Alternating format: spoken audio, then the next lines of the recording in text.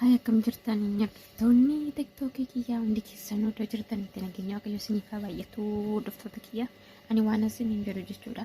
Maal ta'a yoo viidiyoo nama laaltanii toonii deemtanii yuutuubii nama sabiskiraabii laayikii sheer koomentii gootanii deebitan maal rakkina qaba? Eessa isin dhugaa isin hin baddalu bee kaffaltii isin hin gaafatu kaffaltii kan isin gaafatu yoo ta'e anatu isin kaffala jechuudha. Deematiin yuutuubii keessa sabiskiraabii laayikii na godha.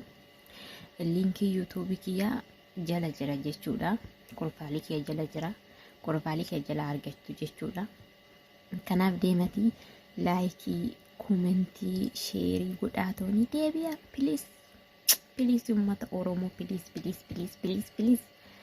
Inumasin kan dhagaru namaaf hin dhageessanii maal rakkina qaba yoo deemtanii toonni sabiskiraabii nu gootanii deebitan maal rakkina qaba eessa isin hubame axxaneetuma akkas gootanii bira darbuu bichaadha.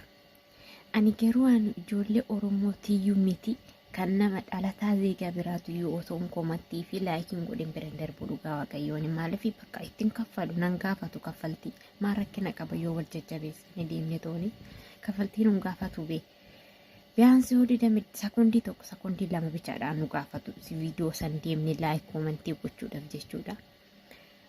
Isaayyuu yoon koomentii laayikii gochuu sin gaafate yoo ta'e anatu sanii kaffala bakka keessan anatti itti gaafatama waan ta'eef keessan naa barreessaa asii laayikii godhee dhufe sabiskiraabii si godhee dhufe waan ta'eef kaffaltii koo naaf herreegoo jettan adii rakkina hin qabu.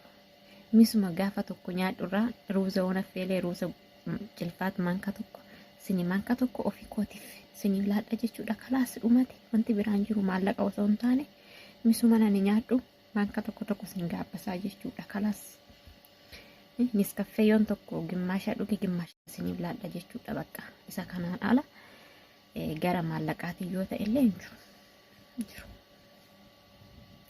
Kanaaf deematee yuutuubii kiyya sabiskiraabii laayikii gochuun deegeetiinaa. Kalas bakka dhumate amma achirra deebi'ee siniin kadhadhu dhugaa siniin jedha uummata Oromoo.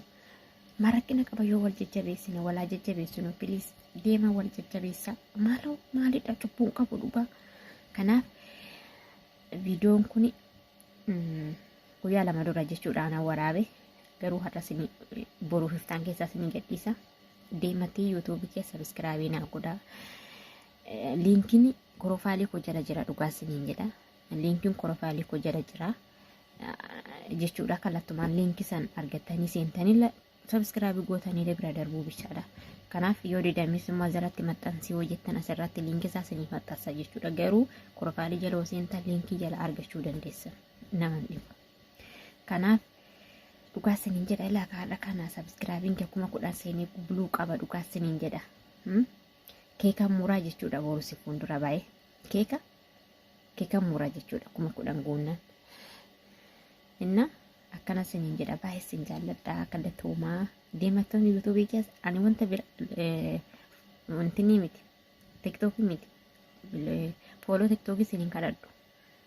Fooloo tiktookii siniin kadhadhu sabiskiraabii qofa sin kadhadha jechuudha. Bakka fooloo naa gootan san deema sabiskiraabii naa godha. Kalas inna baay'ee sin jaalladha.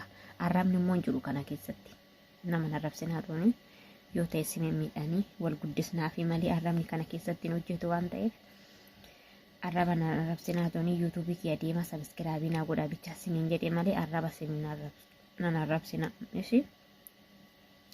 Kanaaf yuutuubii kiyya deema sabiskiraabii naa godhaadha bakka kalaas naa godhaa kanammoo gara biraatti fudhatina sabiskiraabii godhaa jechuudha.